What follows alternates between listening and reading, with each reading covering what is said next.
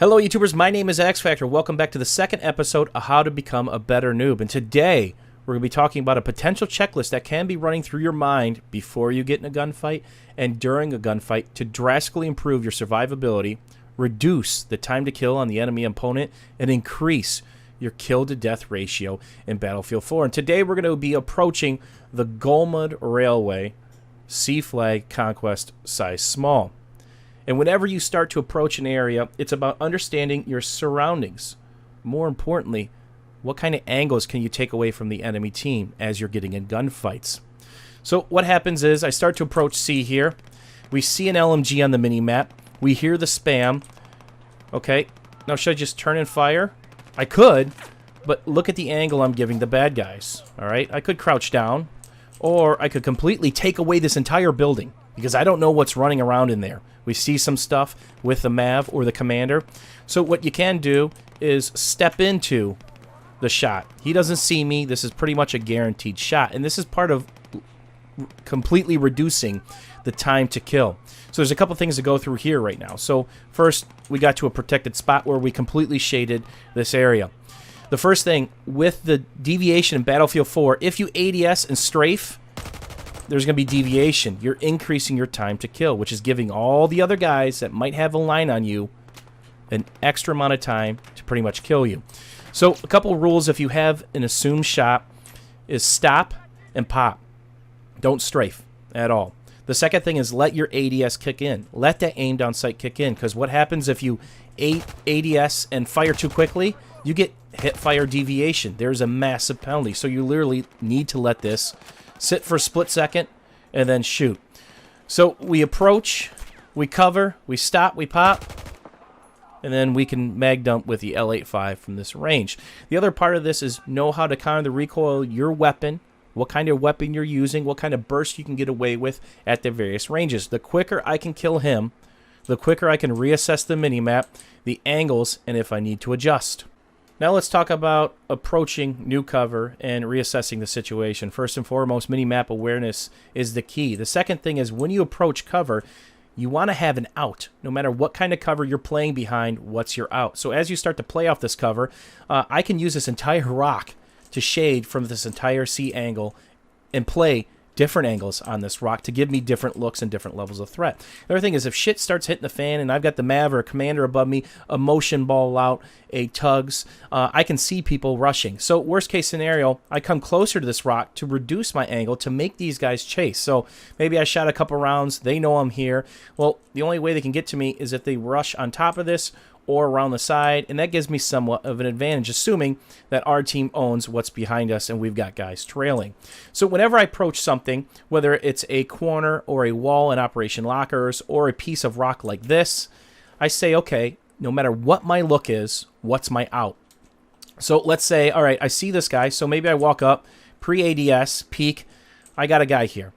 Now, as I'm about to engage him, I'm thinking, what's my out? What if a secondary guy peeks me from a different angle?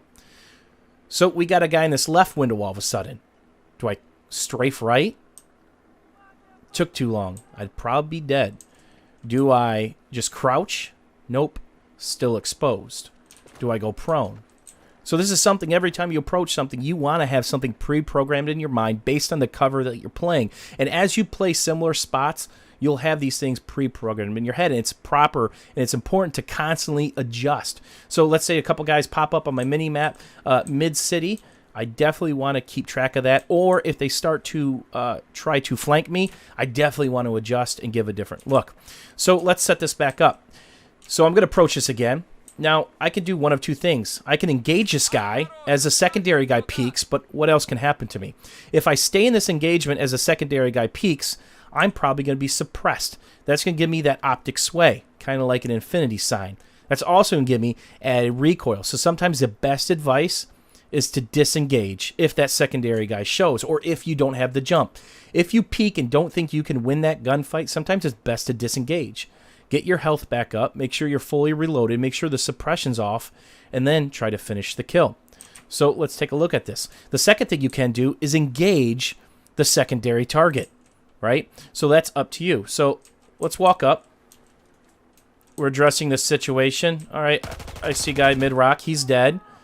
The secondary guy peeks. Now it's up to me to finish him or disengage. It depends on how quickly you can switch from one target to another, or if you have that oh shit moment in your head. If you have that oh shit moment, a panic, the panic key is prone. Don't freeze. Know you're out and know your cover. The last thing we want to talk about is peeking and slowly clearing an area. Remember, have that out pre-programmed in your brain. So whenever we approach a situation like this, whether we're working left to right, we want to show the minimal amount.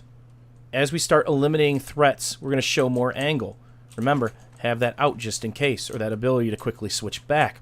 The last thing we want to do is do something involving the vaulting mechanism, jumping on top of the middle of a rock, because guess what happens? You vault, you're stuck, your gun's all over the place, you can't get control of it, and by then, you're probably dead.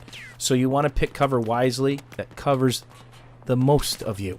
So let's talk about peeking from right to left. So we're going to approach this, throw the bag down, and let's see here. We're going to ADS first. We see a guy. This rock's kind of glitched here, as you can see. So we got to come out just a little bit farther. Okay, nice burst, standing still. Okay, we're going to slowly work our way back, reload while under cover, and then maybe check back. Maybe kind of go like this, back and forth, right? Then kind of increase your angle a little bit, and then go back again. Even while you're reloading, you can show a little shoulder peek to get an idea if a guy bopped back in that window. So slowly work your way right to left and left to right. If you do this, this will help you drastically improve your survivability, decrease your time to kill, and increase your KD ratio. As always, YouTubers, thanks for hanging out. Thanks for watching. Hopefully you guys found this helpful. And don't forget to check out the HT servers linked down below.